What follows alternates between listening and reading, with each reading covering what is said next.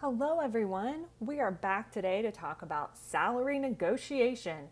This is a topic that makes some people feel very nervous and others feel excited to get as much money as they can. Or you may feel a mix of both. So, I am back on the Career and Leadership Development Center website within our resources section. So, you can see along the left side here a number of different topics you can explore.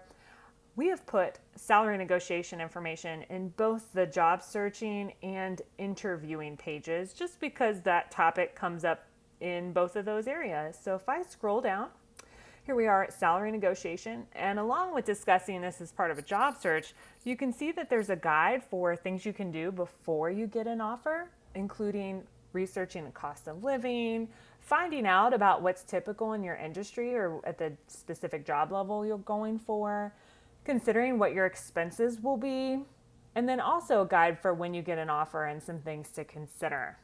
So it is really important to research what is typical in your field, and at the bottom of this page you'll find some resources to do that. So there are tools to search for salaries based on education and experience or the cost of living in a specific area. So I encourage you to do your homework on that, because it's not enough to negotiate just because you want more money, although we all definitely want more money. You need to be able to back it up when you do negotiate and have specific reasons for why you think an offer should be different. Having said that, it's important to be enthusiastic, as it says here, in a way that's authentic to you when you are discussing an offer with an employer. So the salary negotiation relates to the job that you're interested in taking and hope to take, as long as the offer aligns with what you're really hoping for. We encourage candidates to consider negotiating any offer that they get, and it doesn't have to be salary. You can also negotiate things like benefits, which could include parking. So could your employer pay for parking? Could there be fees to offset childcare or elder care? Is there any kind of transportation that you need to get to your job, or special technology? Think about those different options that might be available to you. And there's a list here of different ways that things could be changed that may not be salary. An employer may be very upfront with you and say, look, there are 5 people doing the same job and they all make $50,000. I can't give you more, it would be unfair.